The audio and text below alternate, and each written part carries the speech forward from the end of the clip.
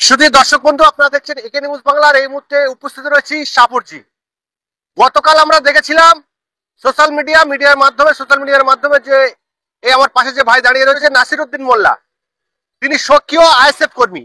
তো কালকে রফিকুল ইসলাম বাপির সঙ্গে এনার মিডিয়াতে দেখা যায় এবং কিছু মানুষ বলছেন যে ইনি তৃণমূলে জয়েন করছেন। এই যে মানুষের কাছে ভুল বার্তা গিয়েছেন যে রফিকুল ইসলামের সঙ্গে এনার কর্মসূত্র যোগ, সেই সঙ্গে হয়তো তার পাশে ছিল, তার ছবি তার ফুটেজ মিডিয়াতে দেখানো হয়েছিল, সেই নিয়ে মানুষের কাছে ভুল বার্তা যেতে পারে। কিন্তু উনি বলছেন যে মানুষের যে ধারণাটা, সেই ধারণাটা আমি ক্লিয়ার করতে চাই। আমি আইএসএফ এ ছিলাম, আইএসএফ এ রয়েছি, ভবিষ্যতেও আইএসএফ থাকবো। 26-এ নওশাদ সিদ্দিকীর নেতৃত্বে আমরা ভাঙড়ে লড়াই করব এবং জয়যুক্ত হব। ঠিক নাসির ভাই ঠিক কি বলতে চাইছেন আমরা আপনাদেরকে শোনাবো। রফিকুল ইসলাম দীর্ঘ 16 সাল থেকে আমাদের পরিচয় আছে। ও একটা কন্ট্রাক্টারি কাজ করে, বন্ধুত্বের মতো পরিচয় আছে সেক্ষেত্রে। সুতরাং বিশেষ একটি কাজে গিয়েছিলাম, সেখানে দেখছিলাম কিছু ক্যামেরা করছিল, হয়তো কোনো কারণে পাশে ছিলাম, তাই বলে তৃণমূল দলটা করছি এমন কোনো কথা নয়। আর তৃণমূল দল, যে কোনো দল একটা আদর্শ নীতির উপরে চলে। তৃণমূলের স্যাম্পেল বা মুভমেন্টটা কি, তৃণমূলের নেতারা কি বালি চোর, কয়লা চোর, শিক্ষা চোর, গরু চোর, মানে এদের সবকিছু চোরেদের মধ্যে, এদের নিজের স্বার্থ ছাড়া এদের কোনো দল চলে না। সুতরাং এক্ষেত্রে টিএমসিতে যাবার কোনো ভাবমূর্তি চিন্তাধারা আসে না। অনেকে ধারণা করছেন আপনি টাকা পয়সা খেয়েছেন। না, টাকা পয়সা খেলেই 21 সালে যে নির্বাচন হবার ক্ষেত্রেই যে আইএসএফ আমাদের একটিমাত্র বিধায়ক পীরজাদা নওশাদ সিদ্দিক ভাঙড় থেকে বিধায়ক হয়েছিলেন, তারপরে যথেষ্ট সমর্থন করেছিলাম, অ্যাক্টিভ ছিলাম, এখনো আছি, আগামী দিনে থাকবো। তা আমার নিজের ব্যক্তিগতভাবে নিজের বাড়ি হামলা করেছে, নিজের বহুত চটপাট করেছে। 23-এ নির্বাচনী একাধিক না, দীর্ঘ 15 দিন আমার বাড়ির আশপাশে বোমা চার্জ করেছে। সেক্ষেত্রেই দীর্ঘদিন আইএসএফ এর সঙ্গে যুক্ত আছি, আগামী দিনে থাকবো। টিএমসি এই যে চোরচাপটা চিটিংবাজের দল, আগামী দিন ভাঙড় থেকে এদেরকে উদ্ধার করার দীর্ঘে আছি। আর যদি কিছু মানুষ মনে করে যে রফিকুলের পাশে আছি বলে টিএমসি দলের সঙ্গে যুক্ত, এটা আদেও না। আগামী দিনে এদের ভাঙড় থেকে কিভাবে টিএমসি নামক দলকে উদ্ধার করতে হয়, এদের টিএমসি মুছে দিতে হয়, সেই ক্ষেত্রে সুতরাং আমরা আগিয়ে আছি। এদিন আপনার অবস্থান কোন দিকে হবে? অবস্থান 2021 থেকে আইএসএফ এর দলের সঙ্গে একনিষ্ঠ কর্মী হয়ে আছি, বিগত দিনে ছিলাম, এখনো আজও এই মুহূর্তে আপনাদের সামনে দাঁড়িয়ে সেই অবস্থানের জায়গায় দাঁড়িয়ে আছি। কে কি বললো, কার সঙ্গে ঘুরবো, কার সঙ্গে ঘুরবো না, কার পাশে থাকবো, এটা আমাদের ভাবনা নাই। আমি দল করি নির্দিষ্ট একটা নীতি আদর্শের উপরে দল করি, তথা আইএসএফ ভাঙড় বিধানসভার একমাত্র বিধায়ক আইএসএফ দল করি, আর একনিষ্ঠ কর্মী হিসেবে দল করি। রফিকুলের সাথে আপনার সোশ্যাল মিডিয়া দেখা গেছে 2016 সাল থেকে ওনার সঙ্গে আমার একটা পরিচিত আছে। সেক্ষেত্রে সুতরাং কোনো কারণে হয়তো তার কোনো একটা প্রমোশনের জন্য হয়তো পাশে দাঁড়াতে বললো, এরকম একটা অবস্থানের দিক দিয়ে আসবে, এটা আমি আদৌ বুঝে উঠতে পারি না। না, এমন কোনো প্রেশার পাইনি। আমাদের দলের দিক থেকে একটা মানে খারাপ মন্তব্য, খারাপ কুরকুচি আসছে, সেটা আমি মিডিয়ার মাধ্যমে প্রকাশ্য বলতে পাই। এরকম কোনো আমার আশা আকাঙ্ক্ষা নেই কোনো যে টিএমসি ঠান্ডা ধরে সামনের দিনে ভাঙড়ে রাজ করতে হবে। টিএমসি ভাঙড়ে আছে নাকি? 2021 থেকে ওদের ঘটি বাটি জগ সব উল্টে গেছে। এরা খুনের রাজত্ব করতে চাইছে। কি আছে মানে ক্যানিং থেকে হারমাত এনে ভাঙড়ে রাজত্ব করতে যাচ্ছে। সুতরাং কয়েকদিন আগে রাজ্জাক মোল্লা খুন হয়েছে, কে? হারমাত, ক্যানিং এর হারমাত এসে এই ঘটনাটা ঘটতো। আর তারপরেও এই টিএমসি নামক দল, এই দুষ্কৃতী দল, এর ছায়া তলে তো থাকা তো দূরের কথা, 26-এর কোনো চিহ্ন থাকবে না, এর দলে তো সমর্থন করা দূরের কথা, এর আয়া ছায়া পাবে না। কতটা ভরসা আছে?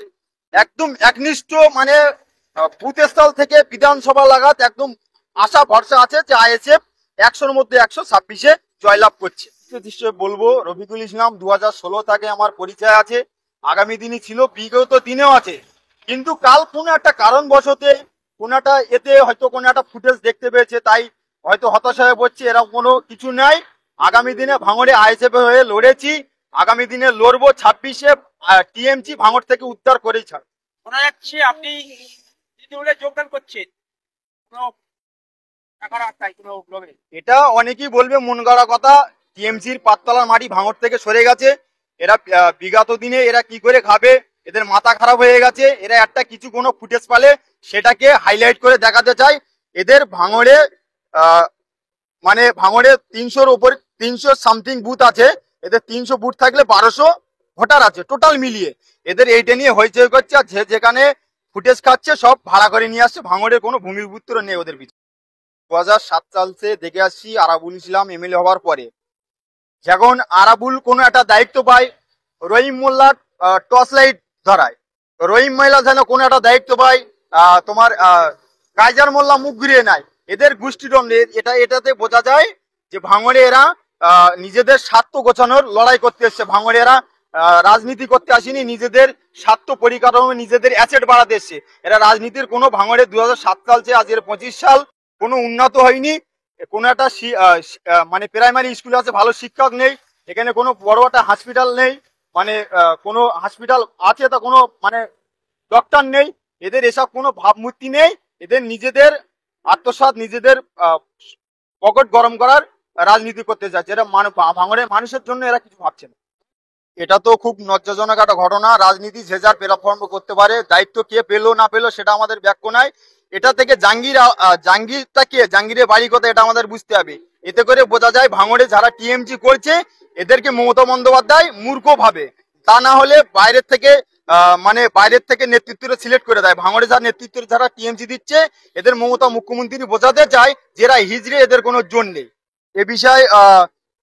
এই বিষয়ে বেশি মন্তব্য করব না। আগামী দিনে দেখা যাক এর পরিকাঠামো কি হয়। কে ভাঙড়ে এদের নিয়ে কোনো নো কমেন্টস। কোথায় দায়িত্ব দিয়েছে, আপনারা কোথায় পেয়েছেন আমি তো বুঝতে পারলাম না। আপনাদের কাছে কোনো ডকুমেন্টস আছে দেখান তো আমাকে। কিছু বাজারে মিডিয়া আছে, তারাই বাজারটাকে গরম করছে। দেখো, যতদিন না পর্যন্ত অভিষেক বন্দ্যোপাধ্যায়, মমতা বন্দ্যোপাধ্যায় ঘোষণা করবেন, দলের মুখপাত্ররা ঘোষণা করবেন, ততক্ষণ পর্যন্ত আমরা কেউ নিজেকে কোনো কিছু বলতে পারি না। আমাদের সওগাতকে ভাঙড়ে দায়িত্ব দিয়েছে, এর কি প্রমাণ আছে? এটা এদের মধ্যে ওসব কিছু নেই, এদের মধ্যে সব সাজানো। জাহাঙ্গীর খান হয়তো ভাঙড়ে একবার আসবে, সওগাত আস্তে আস্তে গা টাকা দিয়ে পালিয়ে যাবেন। সওগাতের থমনাথ চড়ে যতদিন এর হচ্ছে বোম বন্দুক রাজনীতি করে, এ ভালো কাজের দিক থেকে কোনোদিন দেখি। এটা তো খুব ভাঙড়ের জন্য লজ্জা, ভাঙড়ের জন্য লজ্জা। এটা আগামী দিনে যে আরাবুল ইসলাম এমএলএ ছিল, ভাবার পরে এদের মানে কোনো একটা বিষয়ে গোষ্ঠীদ্বন্দ্ব হতে হতে এদের মানে নিজেদের আত্মসাতের জন্য আজকে ভাঙড়ের এই পরিকাঠামো। আমরা বিগত দিনে দেখেছি 2021-এ পীরজাদা নওশাদ সিদ্দিকীকে পেয়েছি, এটাকে আমরা অনেক ধন্য গর্বিত মনে করি। আগামী 26-এর পরে ভাঙড়টাকে কিভাবে যে স্বচ্ছ ভাঙড় গড়ার ডাক দিতে হয়, 26-এর পরে আমরা সেই লক্ষ্যে আগাবো বা সেই পরিকাঠামোই তৈরি করবো ভাঙড়। 26-এ এ থেকে আরো আমরা টার্গেট করে রেখেছি 50টা বিয়ে দেবো। আরে টিএমসির কোন এখানে ঘটি বাটি জগ কিছুই নেই, এরা শুধু হতাশায় মানে এরা বসে গেলে একটা মান সম্মান নিজেদের একটা মানে ওয়েট নষ্ট হবে। সেই হিসেবে যে কটা লড়ছে সওগাতের মানে অনুগামী বললেও চলে। এরা ফুটেজ খাওয়ার জন্য এরা মানে খুব সীমিত সময় এদের আর খুঁজে পাবে না।